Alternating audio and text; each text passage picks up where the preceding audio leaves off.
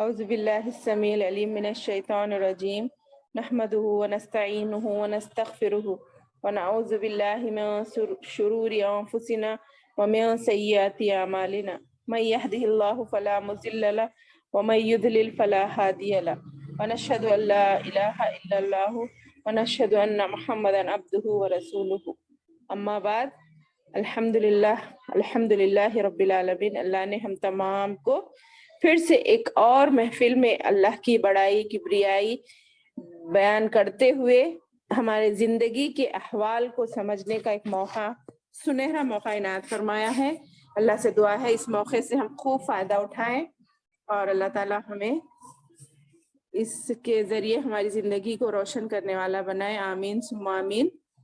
تو الحمدللہ ہم نے لاسٹ کلاس میں بہت ہی اہم باتوں پر اللہ کے احکامات جانے، اس کے علاوہ ہم نے نکاح کے بارے میں بھی جانا کہ ایک منٹ میں آیت نکالوں۔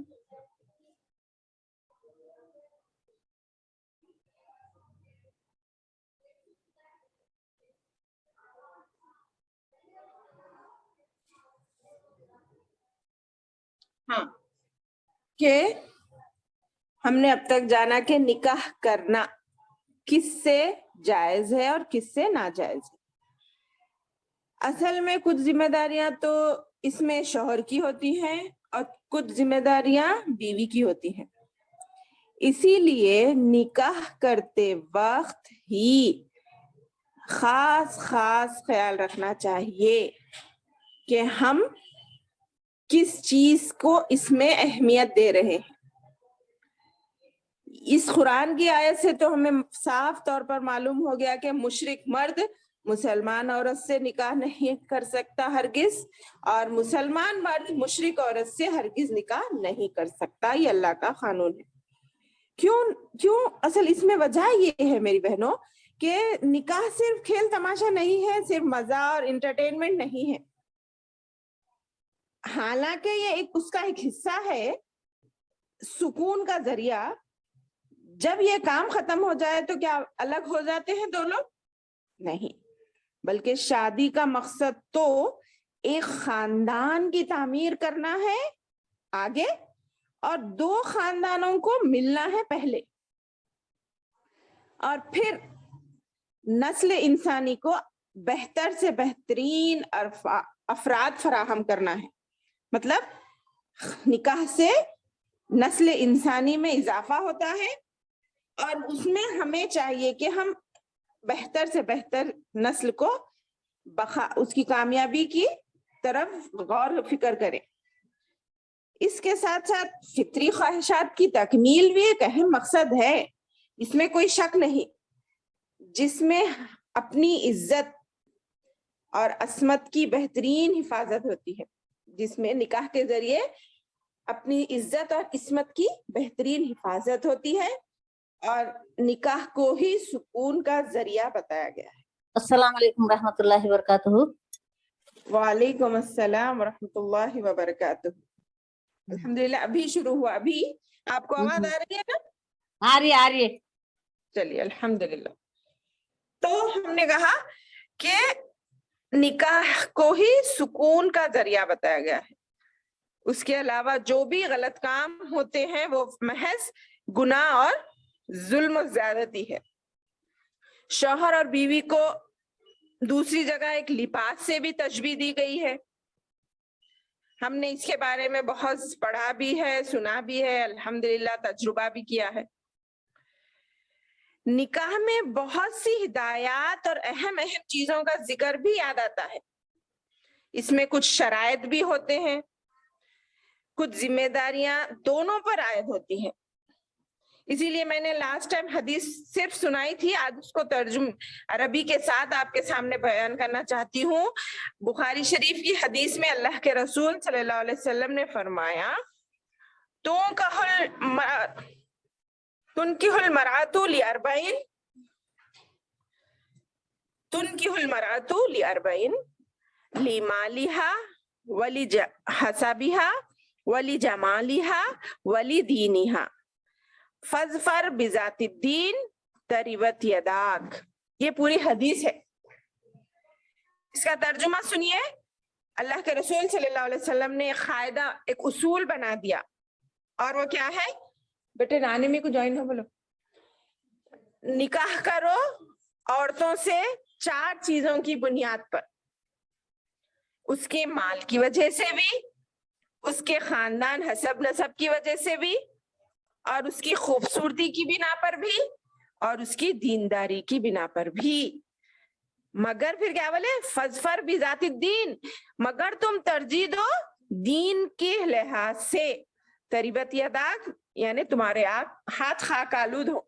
यानी थोड़ा गुस्सा इसलिए दिखा अल्लाह ताला।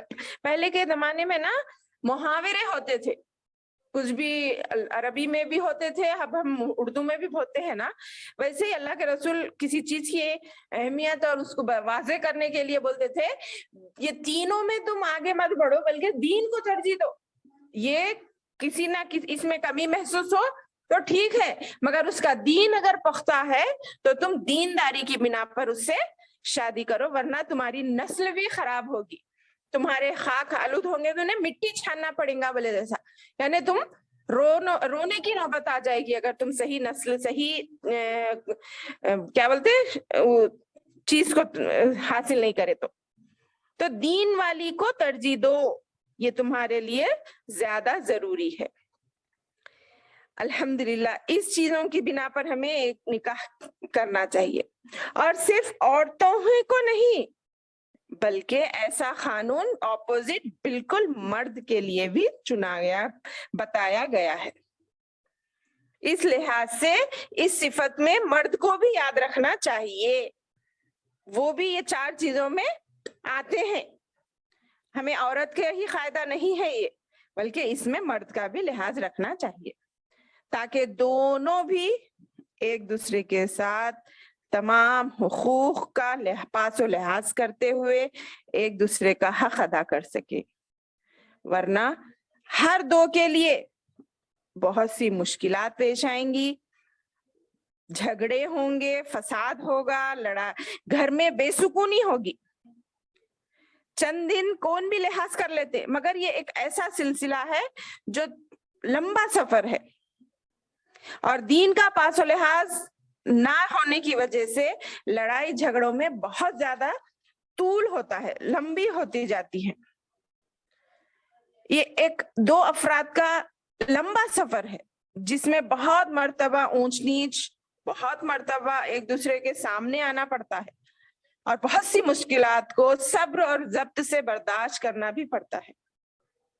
इसीलिए दोनों को भी तालीम दी गई है कि अपने जहनी सुकून को भी, जिस्मानी सुकून को भी लाजिम है, कभी कोई एक अगर गलती करे दूसरे उसको ढांप ले, और कोई दूसरा गलती करे तो पहला उसको ढांप ले। ये एक दूसरे पर भरोसे और एतमाद का सफर है। हम अब जानते हैं, हम में कई पूरे तकरीबन शादीशुदा है अल्हम्दुलिल्लाह। ये बातों को याद रखना है कि अल्लाह हमसे क्या चाह रहा है। इस सफर में हमारे जिंदगी के ये बहुत अहम सफर है, इसमें भरोसा और एतमाद का होना लाजमी है, तभी हमारा सफर आसानी और आराम और खुशगवार हो सकता है। वरना इसमें हर मुतजाद को एक दूसरे की अना की बिना पर लड़ाई झगड़े होते हैं। जैसे मुख्तसरी सही हम एक बस का सफर ले लीजिए, या एक ट्रेन का सफर ले लीजिए, या प्लेन का सफर ले लीजिए। अगर आपके पड़ोस में कोई अच्छे इंसान अगर बैठे, खुश मिजाज, हम कलाम, तो आप कितना वो सफर मालूम ही नहीं होता, कितना जल्दी गुजर गया। मगर कोई लड़ाई झगड़ालू वाला या कुछ जाहिल किस्म के अफराद हमारा साथ दे, तो वो हमेशा के लिए याद हो जाते हैं, अरे फलाने सफर में मेरे को इतनी जहालत से पेश हुआ है कुछ लोग बल्कि। तो इसी तरह ये तो बहुत बड़ा सफर है, इसीलिए खुसूसन दीन से बाहर तो निकाह जायज ही नहीं है। जैसा कि हदीस हमने पढ़ी, वला तुनकिहुल मुशरिकीन हत्ता युमिनु, दीन से बाहर निकाह जायज ही नहीं है। ईमान, क्योंकि ایمان اور شرک دونوں بہت الگ الگ اور اپوزٹ چیزیں ہیں. گویا ایمان آسمان ہے تو کفر اور شرک زمین کے برابر، اتنی دوری ہے دونوں میں. اس میں ہرگز ہرگز کمپرومائز نہیں ہو سکتا، موافقت نہیں ہو سکتی، کیونکہ نکاح اور شادی کے لیے ضروری ہے عقیدے کی موافقت بھی، یعنی ہمارا عقیدہ بھی ایک ہونا ضروری ہے. اگر اس میں فرق آ جائے تو یہ بہت بڑا فرق ہے. دوسری چیزوں میں تھوڑا بہت فرق ہو سکتا، آپ کی کھانے کی چیزیں الگ ہو سکتی، ان کے کھانے کی چیزیں الگ، ان کی پسند الگ، آپ کی پسند الگ، آپ کے کپڑے الگ، ان کے کپڑے الگ، مگر ان سب میں ایڈجسٹمنٹ ہو سکتا. مگر دین کے بارے میں کمپرومائز نہیں ہو سکتا.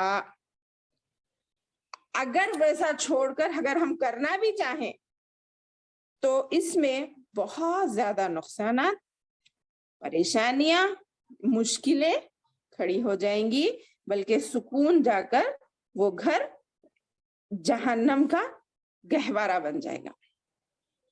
اسی لیے اللہ نے واضح الفاظ میں منع کر دیا کہ مسلمانوں کو مشرکوں سے نکاح ہرگز ہرگز جائز نہیں ہے. اسی لیے یہ فیصلہ اگر ہم یہ سب باتیں چھوڑ بھی دیں، بس یہ اللہ کا حکم ہے سمجھ کر ہم اس کو اپنا لینا چاہیے.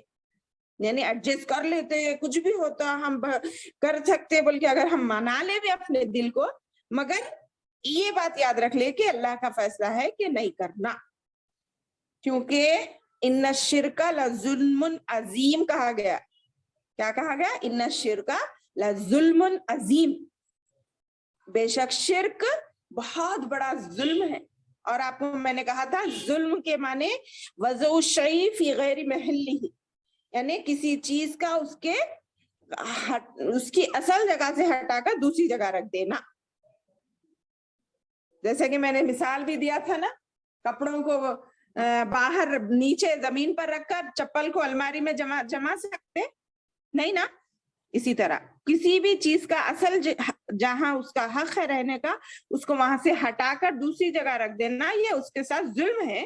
تو یہ تو شرک، یہ ہمارے رب کی جو حقیقت ہے، چاہے وہ الوہیت میں ہو، ربوبیت میں ہو، اسماء و صفات میں ہو. اللہ توحید کی 3 قسمیں ہیں نا، آپ لوگ جانتے ہیں، توحید الوہیت، توحید ربوبیت، توحید اسماء و صفات. نہ اللہ کے جیسا کوئی ہے، نہ اس کی عبادت کے کوئی لائق ہے، نہ اس کی صفات میں کوئی اس کا ہم شریک ہے. تو ان تینوں میں بھی شرک جائز نہیں ہے. تو یہ اسی لیے شرک کو اللہ پسند نہیں کرتا. اس کے علاوہ اللہ تعالیٰ خود حدیث قدسی میں بھی فرماتا ہے، اے اولاد آدم، اگر تو زمین بھر کے گناہ لے کر بھی میرے پاس آئے، پھر تو مجھ سے ملاقات کرے اس حال میں کہ تو نے اس میں شرک نہ کیا ہو میرے ساتھ. کون بول رہے ہیں؟ اللہ تعالیٰ.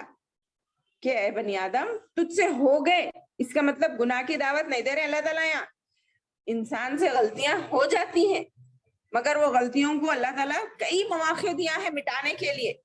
ایک تو توبہ ہے، ایک تو نمازوں کی پابندی، دوسرے نیکی کے کام وغیرہ وغیرہ.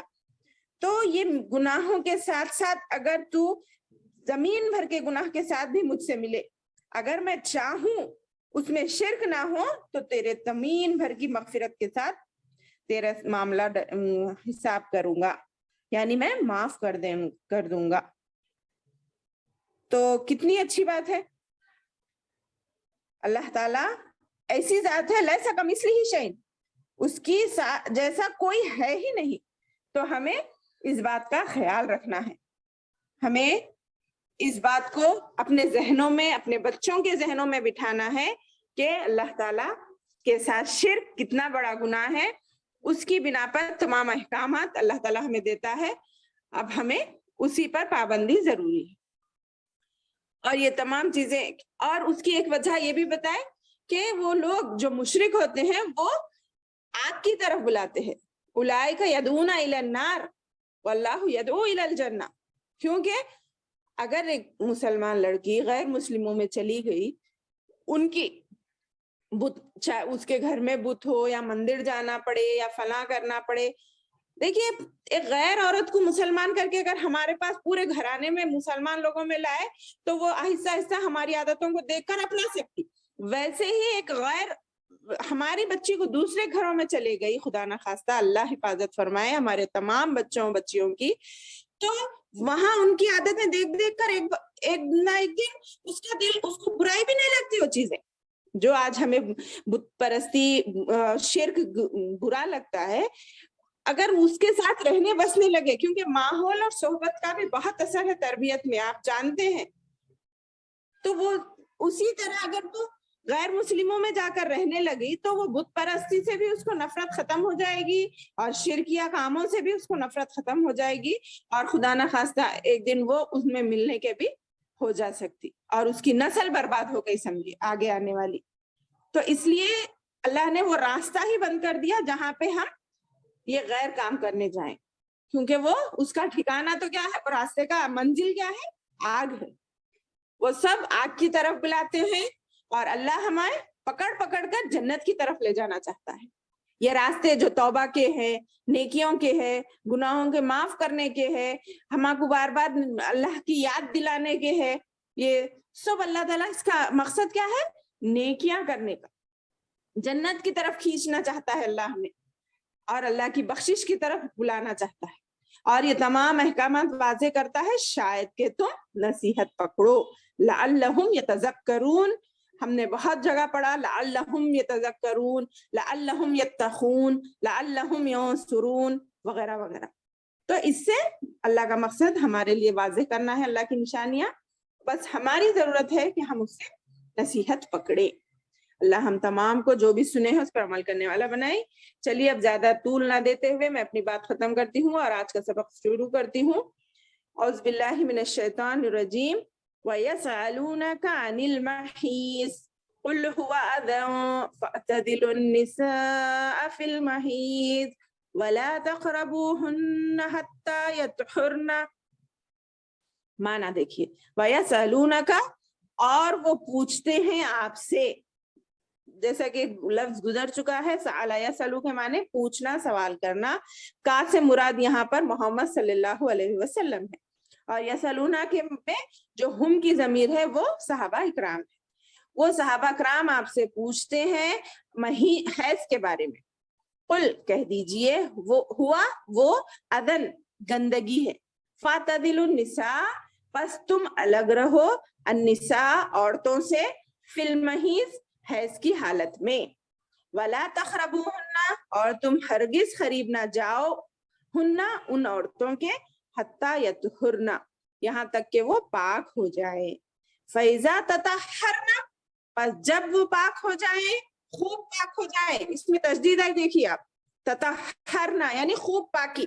हम दुआ भी पढ़ते हैं ना वजू के बाद, अल्लाहुम्मा जअलनी मिनत तव्वाबीना वजअलनी मिनल मुततहिरीन। क्या माने, अल्लाह तू मुझे बना दे खूब तौबा करने वालों में से और खूब पाक व साफ रहने वालों में से। ततहरा युतहिरु, और ये यतहरना अलग है, इसमें ताकीद आ रही है तशदीद आने से।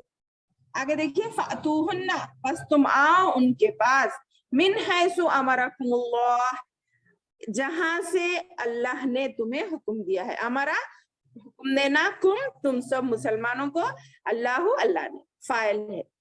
इन्नल्लाह, बेशक अल्लाह, युहिब्बुत तव्वाबीना, पसंद करता है, मोहब्बत करता है, दोस्त रखता है, तव्वाबीना खूब तौबा करने वालों को, व युहिब्बुल मुततहिरीन, देखिए आ गया, और वो पसंद करता है, दोस्त रखता है पाक रहने वालों को।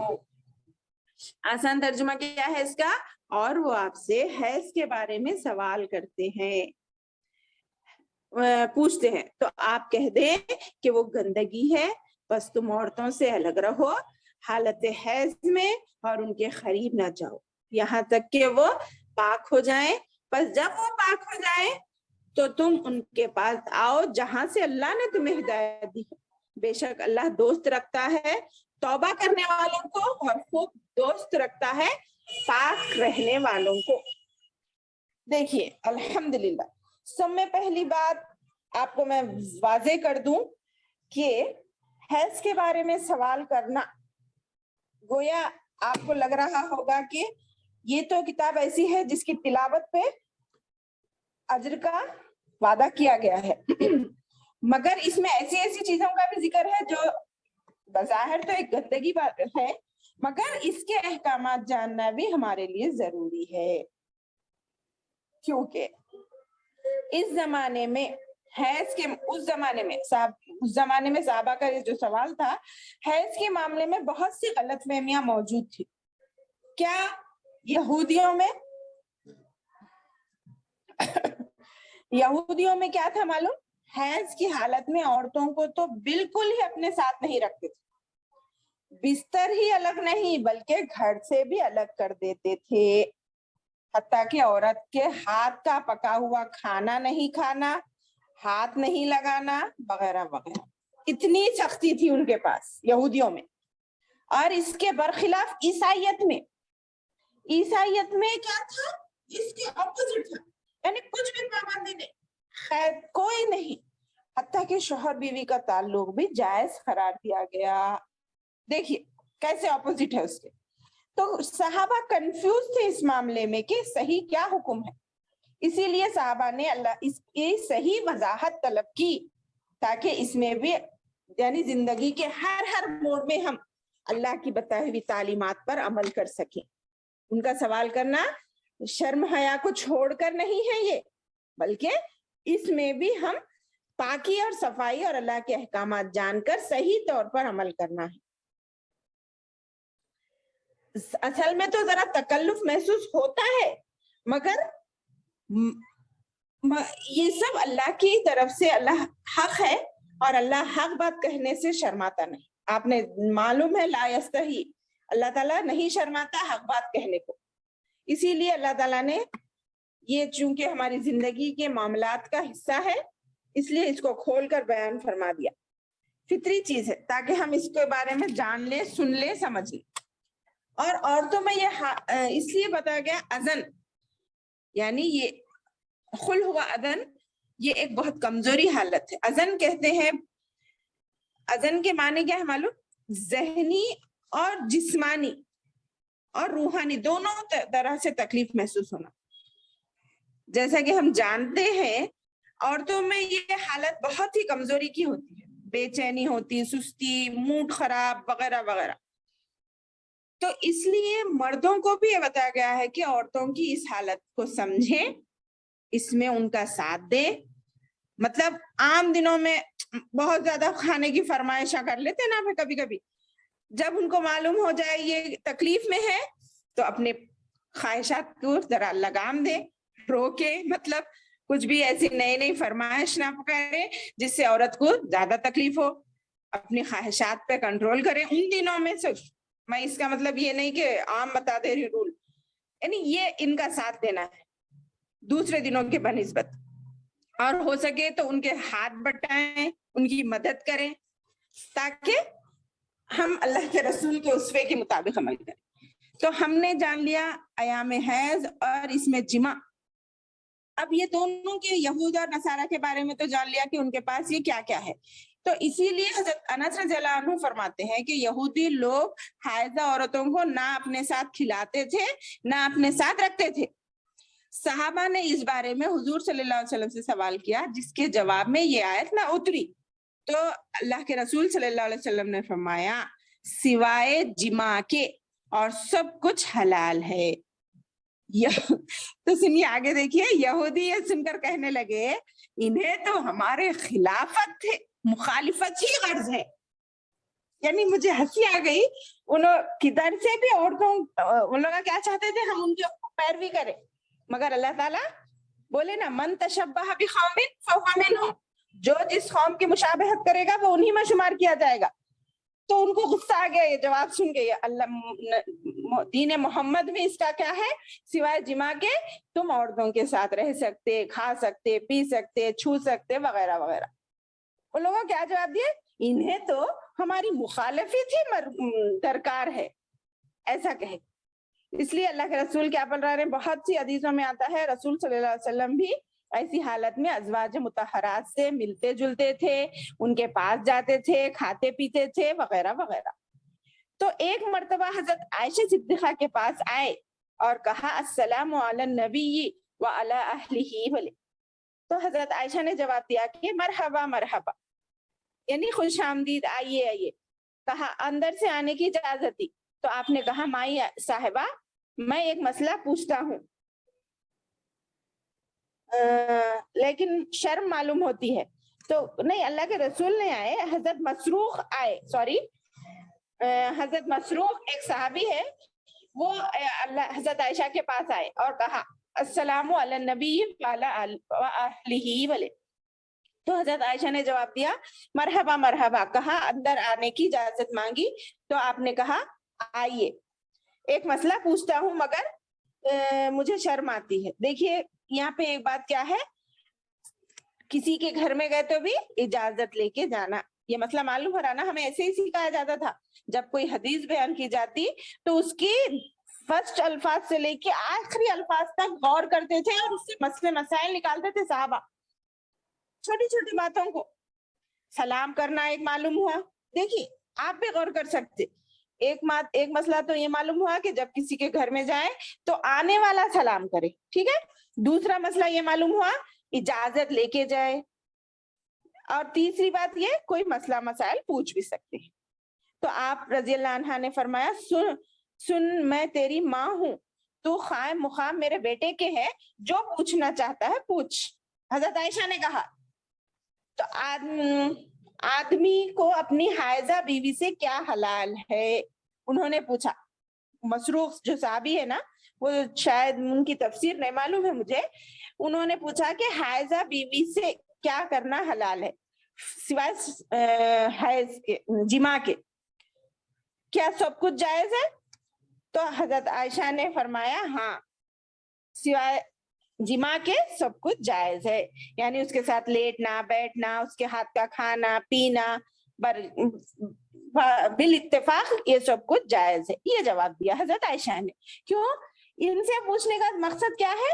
میں نے کہا تھا ہم جیسے سیرت امہات المومنین میں بھی سن رہے ہیں کہ سیرت امہات المومنین نے ہمیں دین کے بہت سے مسئلے مسائل کی وضاحت کی, جو پرسنل اللہ کے رسول کے ساتھ گزرتے تھے, اس کا تذکرہ ہمیں صحابہ سے نہیں ملتا بلکہ امہات المومنین سے ہی ہمیں رہنمائی ملتی ہے. تو دیکھیے نا ان کی تصدیق, کیوں اللہ کے رسول ان کے ساتھ ایسا رہتے تھے, اسی لیے انہوں نے فوری فتویٰ دے دیا کہ آپ سوائے حیض جماع کے ہر چیز کر سکتے ہیں. ٹھیک ہے, الحمدللہ. اور آپ حضرت عائشہ سے منقول ہے کہ میں نبی کریم صلی اللہ علیہ وسلم کا سر دھویا کرتی تھی, آپ میری گود میں ٹیک لگا کر لیٹ کر بھی قرآن شریف کی تلاوت فرماتے تھے, حالانکہ میں حیض میں ہوتی تھی. دیکھ رہے کتنی ہمارے پاس غلط فہمیاں ہیں. جانی ماز کو بھی ہاتھ نہیں لگاتے اگر کوئی ہے, اپنے پرانے دادی نانی بولے تو, اگر کوئی حیض میں ہے. ویسا تو نہیں کرتے یہود و نصارہ کے جیسا, مگر جانی ماز نہیں چھینا وغیرہ بولتے, ویسی بات نہیں ہے. اللہ کے رسول نے ایک مرتبہ خود حضرت عائشہ سے کہا وہ جانی ماز پکڑا دو, تو انہوں نے کہا میں حیض سے ہوں, میں کیسا چھوں؟ ارے تمہارا حیض تمہارے ہاتھ میں ہے کیا پوچھے. دوسری حدیث ہے یہ. تو اس سے معلوم ہوتا ہے حیض ایک گندگی ہے, الگ ہے, وہ انسانی فطرت میں داخل ہے, مگر اس سے تمہیں یہ کام حرام نہیں ہوتے جیسا یہود و نصارہ کرتے تھے.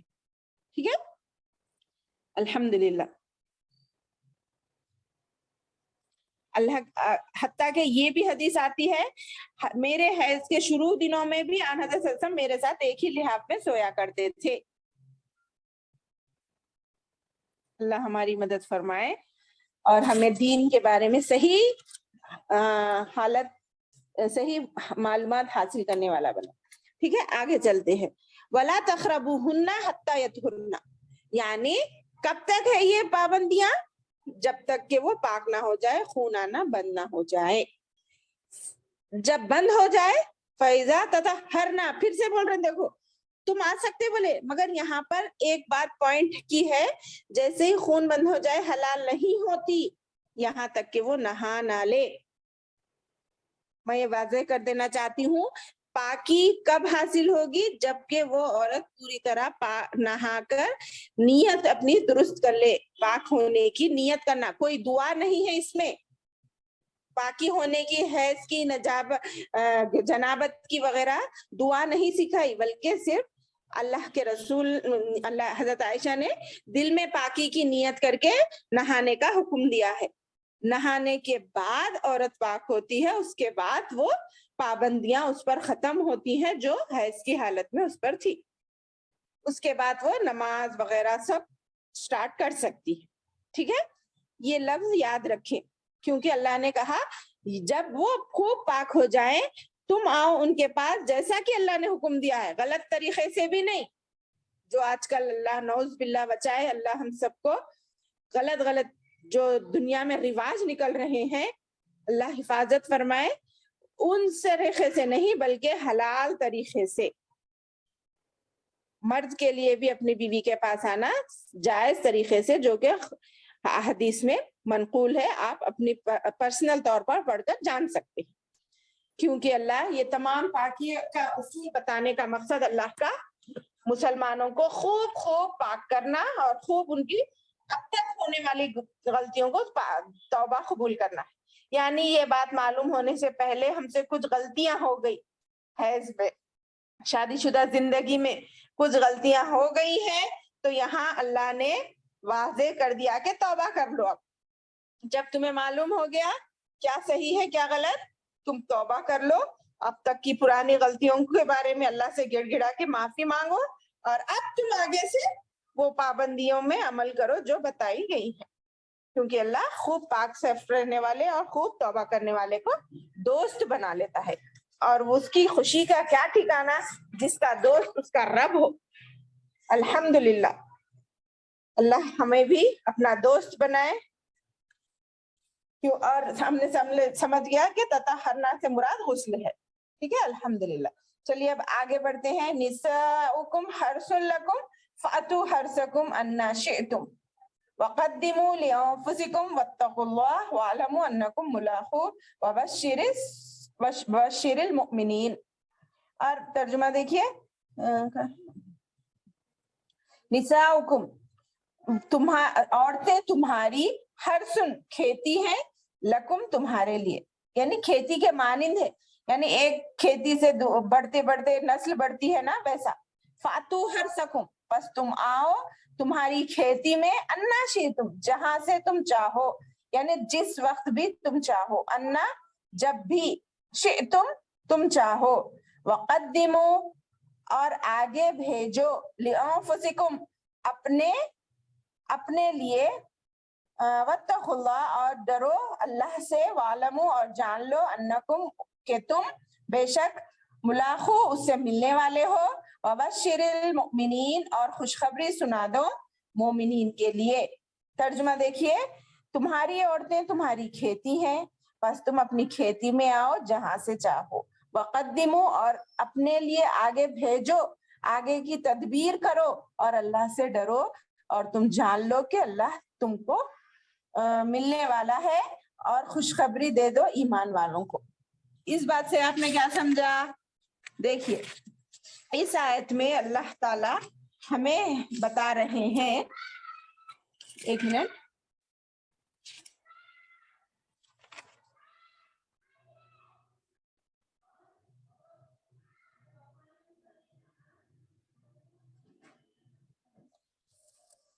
تمہاری عورتیں تمہاری کھیتی ہے، مطلب تمہاری آگے بڑھنے والی نسل کا ایک ذریعہ ہے. تم جیسا کھیت میں بیج ڈالتے ہو تاکہ وہ اور زیادہ چیزاں بنے، زیادہ بیج بنے، زیادہ پیداوار ہو، اس طرح سے تجویز دی گئی ہے. آپ نے غور کیا؟ حدیث میں آتا ہے تم زیادہ بچے دینے والی عورت سے نکاح کرو. اس کا مطلب کیسا معلوم ہوتا کہ نہیں، جس کو حیض پابندی سے آتا ہے نا، ان کے بارے میں مفسرین نے کہا ہے کہ وہ الحمدللہ زیادہ بچے دے سکتی. اور جو آج کل کے لحاظ سے دیکھا جائے، دنیا پرست نہیں، دیندار کو دیکھنا، کیونکہ دنیا پرست بچے پیدا کرنے سے بھی ڈر رہے ہیں. ہم دو ہمارے دو، یہ محاورہ بنا لیے ہیں، یہ غلط ہے. یہ انسانی مسلمانوں کی نسل کو ختم کرنے کا ذریعہ ہے. جس سے منع کیا گیا ہے. نکاح کا مقصد ہے اس آیت میں, کھیتی سے تشبیہ دی گئی. دیکھیے حالانکہ کھیت میں تو ہزاروں لاکھوں چیزیں پیداوار ہوتی, مگر ایک عورت اور مرد کے ملاپ کو آپ سائنس کے طرف سے بھی جانے تو آپ جان سکتے ہیں کہ ایک بار میں کئی لاکھوں وغیرہ نکلتے ہیں. مجھے صحیح بتانا نہیں آ رہا ہے مگر آپ سمجھ سکتے. تو کھیتی سے تشبیہ دینے کا مطلب بچے ہونے والی عورت, یعنی ایسی تربیت کرو اپنے بچیوں کو, گھر والوں کو, کہ وہ بچے پیدا کرنے سے نہ ڈرے بلکہ اس کو ایک ثواب سمجھے, ایک اللہ سے قرب ہونے کا ذریعہ سمجھے. اور تم بھی صرف خواہش پوری کر کے مزے لے لے کے ہٹنا نہیں ہے, بلکہ وَقَدِّمُوا لِأَنفُسِكُمْ بول رہے آدمی کو یہاں پر. کیا مانے, تم آگے بھیجو, یعنی تمہاری نسل آگے بڑھے تاکہ مسلمانوں کی میجورٹی بڑھے. یہ مقصد ہے اللہ تعالیٰ. اور ہم اس مقصد کو بھول گئے, ابھی نہیں پلان کرے. ہم بول رہے آج کل اللہ حفاظت فرمائے ہو بولنے والوں کو, کیسا جی قدرت کے کاموں میں کیسا اپنی طرف سے پلان کرتے, سوچو آپ لوگ کیسا ہے اپنی طرف سے بچے ہونے کا ہے جی. آج کل اتنی تباہی آ گئی ہے, یہی بول رہی میں, تقریباً چیزیں ہم نہیں جانتے کہ ایسے ایسے انجیکشنز آ گئے, ایسے ایسے پریکاشنز آ گئے جس کی وجہ سے بچوں کو روک دیا جا رہا ہے. ہم اپنی مرضی سے پیدا کرتے بول رہے, اور اس میں 70 سے 80% لوگ محروم ہو جا رہے. یہ بات کو نہیں دیکھ رہے, مگر آج کل کتنے انفرٹیلٹی کے پرابلمز پیدا ہو رہے ہیں, کتنے لوگ محروم ہو جا رہے ہیں اولاد سے. تم اللہ کے قانون کو اپنی دخل اندازی سے روک رہے نا, چلو تمہارا کو دیتا ہی نہیں اللہ بول کے روک لے رہا. جب پچھتا رہے, جب ایک عمر گزر گئے بعد رو رہے ہیں, گڑ گڑا رہے ہیں, کتنے ڈاکٹروں کا نہیں پھر رہے ہیں, مگر نہیں ہو سک رہے بچے. کیا یہ بس نہیں ہے ہمارا کو تجربہ؟ ہم اللہ کے کسی بھی حکم میں ہو, کسی بھی عمل میں ہو, ہم اپنی دخل اندازی نہیں کر سکتے. ماں ہم اپنے بچوں کو سمجھانا یہ چیزیں. ہم بہت ایجوکیٹڈ ہو گئے, فلی ایجوکیٹڈ لوگ کیا ماننا ہے, نہیں نہیں نہیں, ہم اپنے حساب سے پیدا کرتے بچوں کو بول کے, اور بعد میں روتے. اور اللہ یہاں بول رہی نساؤکم حرث لکم, عورتیں تمہارے لیے کھیتی کے مانند ہیں. تم کھیت میں جیسا بیج ڈال کے ایک بیج سے کئی لاکھ بیج پیداتے ہیں, ویسا تم اپنی عورتوں سے اپنے لیے اولاد پسند کرو. ان کا کھانا پینا نہیں, اب بولتے یہاں پہ نہیں, ان کو کھلانا پلانا, ان کی اچھی دیکھ بھال کیسا کرنا. ارے تم پابند تو ہو جی, دین سے بڑھ کے تمہارے پاس بہترین تربیت کہاں ملتی. تم 5 وقت نمازی بنو, بچوں کو نمازی بناؤ, اللہ پر بھروسہ کرنا خود کرو, دوسرے بچوں کو سکھاؤ, پھر اللہ کیسا رزق دیتا. اور آپ جانتے ہیں اللہ کے رسول نے مسلمانوں کے لیے رزق کے لیے زیادہ دعا نہیں کی. کیوں؟ رزق تو لا محالہ انسان کے آخری دانہ بھی وہ کھائے بغیر نہیں جاتا کرتے. رزق تو اس کے لیے آتا ہی آتا ہے, جیسا موت آتی ہے, موت انسان کے پیچھے ڈھونڈ لے تو پھرتی نا, ویسے ہی رزق بھی آتا کرتے. ایک دانہ بھی اگر اس کا رہا, ایک گھنٹ بھی, آخر جان نہیں نکلتی رہتی. دیکھو کبھی سنے ہوں گے آپ, آخری ایک گھنٹ پینے کے بعد نکلی بولتے, تو وہ گھنٹ تھا ان کی زندگی میں. آپ پابندیاں تو عمل کرو, آپ پیدا کریں گے چھوڑ دیں گے, ان کی تربیت نہیں کریں گے تو وہ آوارہ نکلیں گے. پھر آپ اپنے آپ کو ایک اہمیت دو. آپ کو اللہ نے مکلف بنایا ہے کہ آپ کی زندگی سے, آپ کی نسل سے کچھ انسان نکلے جو آپ کی تربیت میں رہ کر دین کے داعی بنے. اگر ایسا ہمارے پہلے کے لوگ سوچتے ہوتے تو آج تو ہماری مسلمانوں کی تعداد رہتی. وہ بیچارے نادان تھے, پتہ نہیں. آج کس کو تو بھی سننے میں آ رہا 6 بچے 7 بچے, 6 بچے بولتے پریشان ہو جا رہے ہیں آج کل. اور ہمارے باپ دادا 10 12 15 بچے بھی پیدا کرے. کیوں؟ مسلمانوں کی نسل آگے بڑھنے کے لیے. اور جہاں تک وہ بھلائی تھی, محبت تھی, سادگی تھی, سچائی تھی, ان لوگوں نے تربیت کی, اس میں وہ کامیاب ہوئے. آج ہے ویسی تربیت؟ ہماری کمی کو دنیا پہ ڈال دیتے. ارے ان کے پڑھے کتنے مہنگے ہو گئے, ارے ان کے تجربے, ارے تمہاری نیت ہی نہیں ہے شروع سے تو تم کو آگے کہاں ملی نا. تربیت کرنے کا موقع, ان کو ایجوکیٹڈ بنانے کا موقع, تم پورا بھروسہ تو کرو اللہ پہ اور جان لو واتقوا اللہ. یہ جو اگر تم صرف اپنی خواہشات پوری کر کے تم ایسا کھیل تماشا بنا لو گے ایک زندگی, شادی شدہ زندگی کو, تو تم اللہ سے ڈرنا چاہیے. واتقوا اللہ. دیکھیے فوری اللہ نے ڈرنے کا حکم دیا ہے. اگر تمہاری نیتیں ایسی ہیں تو اللہ سے ڈرو, اللہ تمہاری نیتوں کو جانتا ہے, اور جان لو اللہ سے تم ملنے والے ہو. یہ بھی اللہ کا ایک یقینی حکم ہے کہ آخرت میں نیک لوگوں کے لیے اللہ کا دیدار ہونا چاہیے. تم کو اللہ کے دیدار کے تم خواہش مند ہو, منتظر ہو, تو دنیا میں اپنی خواہشات کو لمٹس میں رکھو, اللہ سے ڈرتے ہوئے زندگی گزارو, تو تمہیں ضرور اللہ سے ملاقات ہوگی. وبشر المؤمنین, اور مومنین کے لیے خوشخبری دے دو. کئی کی خوشخبری اللہ سے ملاقات کی. پوری جنت کے تمام درجے مل گئے, بات بھی ایک کمی محسوس ہوتی, اور وہ کمی سوائے اللہ کے دیدار سے ہی پوری ہوتی, اس کے علاوہ کسی سے نہیں. تو یہ خوشخبری کافی نہیں ہے؟ اولاد کی تربیت ہے اس میں. اولاد کو ہم ایک کھلونا بنا لیں, ان کو صحیح اللہ پہ یقین نہیں دلا رہے, کیونکہ ہم خود نہیں کرتے نا, ان کی تربیت کا لحاظ نہیں رکھ رہے. ہم اپنی کمفرٹ زندگی دیکھ لے رہے, ہمارا آرام, ہمارا اٹھنا, ہمارا بیٹھنا, ہمارا واٹس ایپ دیکھنا, ہمارا کھیل, ہمارا تماشا. انہوں غلطی کر رہے ہیں ہمارے سامنے, پھر بھی ہم خاموش بیٹھ جا رہے. ارے ایک سے دو بار بولے تو بچہ چیخ دیتا. ایسا رہو گے تو تباہی تمہارے گھر آئے گی. تباہی کبھی بھی تمہارے گھر کا دروازہ کھٹکھٹا سکتی ہے, اور تم دنیا میں بھی ناکام ہو سکتے ہیں, آخرت. یہ دوش مت دو کہ زیادہ بچے رہنے سے تربیت خیر نہیں کر سکتے. اللہ جس کے اندر صلاحیت دیکھتا ہے ان کو ہی دیتا ہے, تو ہم کر سکتے. آپ اللہ کے سپرد تو کر کے دیکھو میری بہنوں, انشاءاللہ آپ کو دل کا سکون نہیں ملا تو میری بات یاد رکھنا, میں گارنٹی سے بولتی ہوں, آپ اگر دینی کاموں میں ملوث رہیں گے, دین کو آپ تلاش کرتے رہیں گے, اگرچہ آپ سے کوتاہی ہو رہی ان کی تربیت میں, آپ اللہ سے چالاکی مت کریے. یہ لفظ اس لیے استعمال کر رہے ہو, بہت سے لوگ اپنے آپ کو بہت سمجھدار سمجھتے ہیں, ہوشیار سمجھتے ہیں, باتوں کو اوپر نیچے کرنا جانتے ہیں, مگر اللہ سے کچھ چھپے ہوا نہیں ہے میری بہنوں. آپ اللہ پہ پورا بھروسہ کریے, انشاءاللہ آپ کی اولاد بھی نکلیں گی ویسے ہی نیک صالح, جیسا ہماری ماؤں نے کیا تھا, ہماری سلف کی ماؤں نے کیا تھا, ویسے ہی صحابہ نکلے نا. بعد میں محدثین, مفسرین اور علماء پیدا ہوئے. ہمیں بھی اپنے آپ کو ویسا بنانا ہے, ہمیں ہماری اولاد کو اللہ کے سپرد کرنا ہے. کیسا؟ ان کو پابندیاں بتاتے ہوئے, ہر نماز کے لیے بولتے ہوئے, ہر دینی کام کے لیے بتاتے ہوئے, اس میں شرم, اس میں یہ فائدہ ہے بیٹا, اس میں یہ نقصان ہے, ایسا کرو گے تو کامیاب ہوگے, ایسا کرو گے تو نقصان ہوگا. ہر دو چیز بتانا.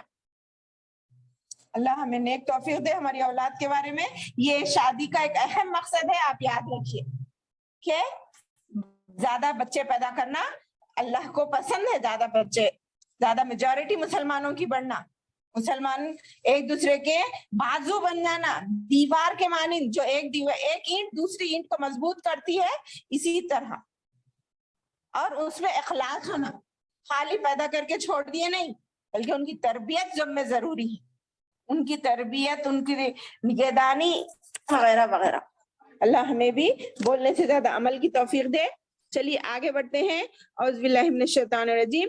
وَلَا تَجْعَلُوا اللَّهَ عُرْضَةً لِأَيْمَانِكُمْ أَن تَبَرُّوا وَتَتَّقُوا وَتُصْلِحُوا بَيْنَ النَّاسِ وَاللَّهُ سَمِيعٌ عَلِيمٌ. ولا, اور نہ, تجعلوا, بناؤ, اللہ کو عرضتاً, نشانہ, لِأَيْمَانِكُمْ, اپنی خصموں کا. میں بول رہی ہوں, آگے بتا دوں. اور نہ بناؤ اللہ کو کوئی نشانہ اپنی خصموں کا. تبرؤ, تم حسن سلوک کرو, وتتقوا, اور پرہیزگاری کرو, وتصلحوا, اور صلح کراؤ, بین الناس, لوگوں کے درمیان, واللہ اور اللہ سمیع بہت سننے والا، علیم بہت جاننے والا ہے. آسان ترجمہ دیکھیے، ایمان اور اپنی خصموں کے لیے اللہ کے نام کو نشانہ نہ بناؤ. تم حسن سلوک اور پرہیزگاری اور لوگوں کے درمیان صلح کراتے رہو. صلح کرانے سے باز رہو گے تو اللہ سننے والا جاننے والا ہے. مطلب اس کا یہ ہے کہ قسم کی اقسام ہے اس میں، یعنی اللہ تعالیٰ کی قسمیں کھا کر تم لوگوں کو دھوکہ مت دو، اللہ کو نشانہ نہ بناؤ. اگر تم غلط دل سے، معلوم ہے آپ کو تو قسمیں کھانے کا کفارہ کیا ہے؟ 3 دن روزے رہنا ہے. اگر جھوٹی قسم کھا رہے ہیں 3 روزے رہنا ہے. بلکہ کیا بول رہے ہیں یہاں پہ؟ اللہ تعالیٰ کو اپنی قسموں کا نشانہ نہ بناؤ. بھلائی اور پرہیزگاری لوگوں کے درمیان کی اصلاح کو چھوڑ بیٹھ کر، یعنی تم کر رہے غلط مگر اس کو جھوٹ بنا کر اللہ کی قسم کھا کے اگر تم یہ باتیں بتا رہے ہیں، ارے میں تو حسن سلوک کرنا چاہ رہا ہوں، میں تو اللہ سے ڈرو بول رہا ہوں، میں تو لوگوں کے درمیان پرہیزگار بنو بول رہا ہوں، مگر تمہارا مقصد اس کے خلاف ہے، تم یہ دکھاوا کر رہے خالی، تو جان لو اللہ تو خوب سننے والا اور جاننے والا ہے، تمہاری قسموں کو جانے گا. بیٹے کلاس چل رہی ہے.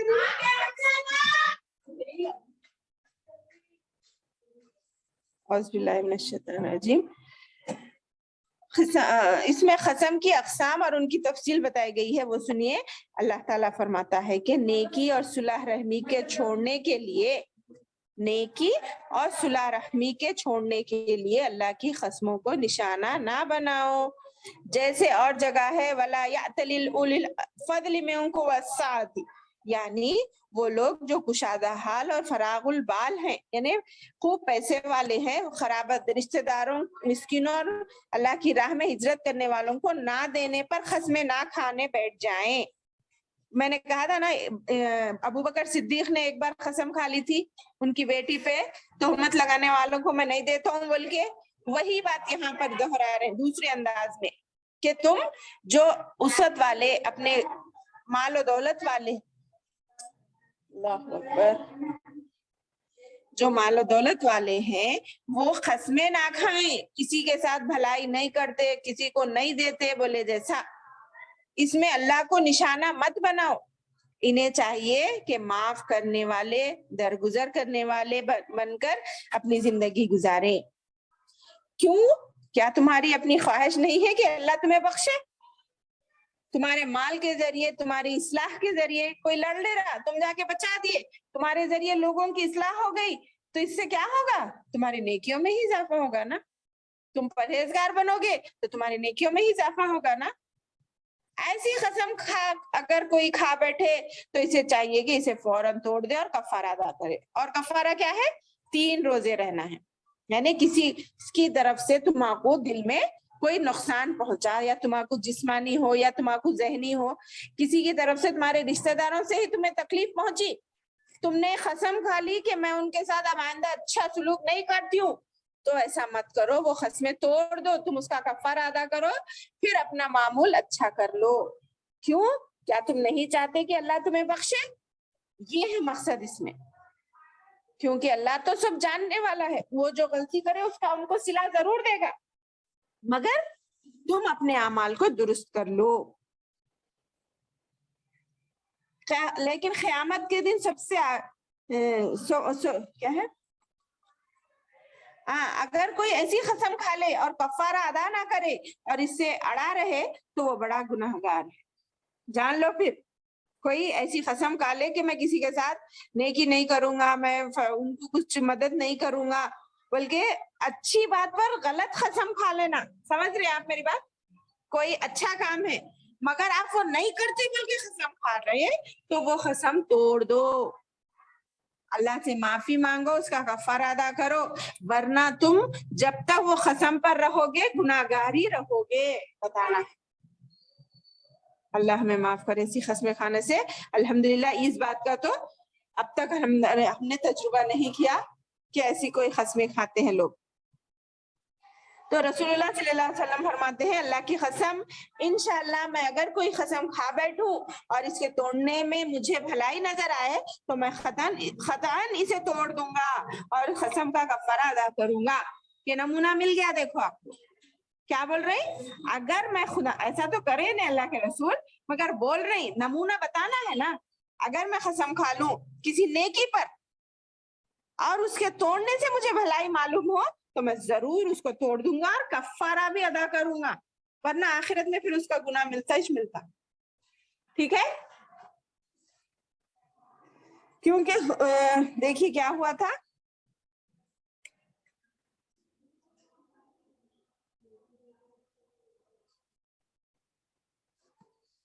ایک مرتبہ حضرت عبد الرحمن بن سمرہ سے فرماتے ہیں اے عبد الرحمن سرداری امارات اور امامت کی طلب نہ کر, اگر بغیر مانگے تو دے دیا جائے تو اللہ کی جانب سے تیری مدد کی جائے گی, اور اگر تو نے آپ مانگ کر لی تو تجھے اس کی طرف سونپ دیا جائے گا.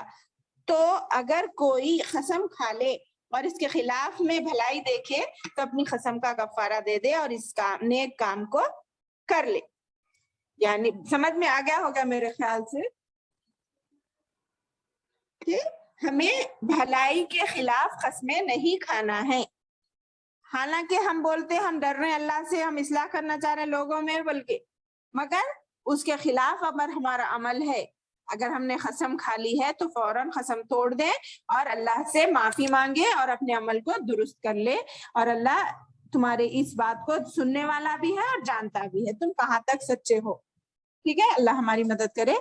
آگے بڑھتے ہیں. لا یؤاخذکم اللہ باللغو فی ایمانکم ولکن یؤاخذکم بما کسبت قلوبکم واللہ غفور حلیم. کیا بول رہے ہیں یہاں پہ بھی وہی قسم کا آگے ہے. دیکھیے لا یؤاخذکم نہیں پکڑتا تمہیں اللہ باللغوی لغو بیہودہ باتوں میں فی ایمانکم تمہاری قسمیں میں. آگے بولتی ہوں ولیکن اور لیکن یؤاخذکم وہ پکڑتا ہے تمہیں بما کسبت اس پر جو کمایا تمہارے دلوں نے, یعنی جس بات پر ارادہ کیا تمہارے دلوں نے, پکی قسم بولے جیسا. واللہ غفور حلیم اور اللہ بہت زیادہ بخشنے والا بردبار ہے. آسان ترجمہ دیکھیے, اللہ تعالیٰ تمہیں تمہاری ان قسموں پر نہ پکڑے گا جو پختہ نہ ہو. صرف تھوڑے بچے بولتے دیکھو آج کل تھوڑے بنا لی اپنا بات ایسا کرنے کا, کیا بولتے تکیہ کلام, اللہ کی قسم ایسا نہیں کری, اللہ کی قسم وہ, اللہ کی قسم یہ, فرا فرا فرا. حالانکہ اللہ کی قسم کے علاوہ کسی اور کی قسم کھانا جائز نہیں ہے, مگر ایسا بات بات پر قسمیں کھانے والوں کو تو رکنا ہی ہے, مگر جس میں ارادہ نہ ہو وہ قسموں کو اللہ نہیں پکڑتا. مگر جن باتوں میں ہاں اس کی پکڑ اس چیز پر ہے جو تمہارے دلوں کا فعل ہے, یعنی تمہارے دل میں تم ارادہ کر کے قسم کھائے تو پھر پکڑے گا.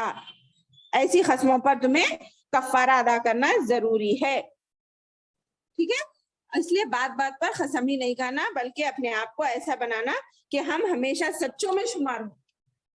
قسم کھانے کی نوبت ہی نہ آئے. چھوٹی چھوٹی گھریلو باتیں ہو یا بچوں کے ساتھ ہو, کسی کے ساتھ بھی معاملہ ہمارا ایسا ہو کہ ہماری زبان سے صرف سچ ہی نکلے اور ہمارا شمار سچوں میں ہو, جھوٹوں میں نہ ہو, تو اللہ تعالیٰ بھی ہمیں سچا ہی قرار دے گا. ہمیں قسم کی یہ نوبت لینے کی نوبت ہی نہیں آئے گی. تو یاد رکھیں اللہ غفور ہے, بخشنے والا ہے, حلیم ہے, بردبار بھی ہے بہت زیادہ. اس کے بعد دیکھیے للذین یؤلون من نسائہم تربص اربعۃ اشہر فإن فاؤوا فإن اللہ غفور رحیم. للذین ان لوگوں کے لیے یؤلون جو قسم کھاتے ہیں, یا قسم کا دوسرا لفظ آیا, دیکھو اقسموا نہیں آیا بلکہ یؤلون مانے جو قسمیں کھا لے, ایلا کر لے. اس کے معنی میں بتاتی ہوں کیا ہے وہ. من نسائہم اپنی عورتوں سے, تربصوا تو وہ انتظار کریں, ارباتی 4 اشہر مہینے, فإن فاؤوا اگر وہ فاؤ رجوع کر لے یعنی واپس پلٹ جائیں, فإن اللہ غفور رحیم تو جان لو اللہ بہت بخشنے والا رحیم ہے. اس کے معنی کیا ہے دیکھیے, جو لوگ اپنی بیویوں سے قسمیں کھائیں ان کے لیے 4 مہینے کی مدت ہے, بس اگر وہ لوٹ آئیں تو اللہ تعالیٰ بھی بخشنے والا مہربان ہے.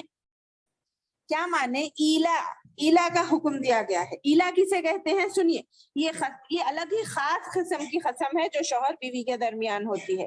ایلا اس قسم کو کہتے ہیں اگر کوئی شخص اپنی بیوی سے جمع کرنے سے رک جا, نہیں کرتا ہوں بلکہ قسم کھا لے, مجامعت نہ کرنے کی ایک مدت تک کے لیے قسم کھا لے. سمجھ رہے؟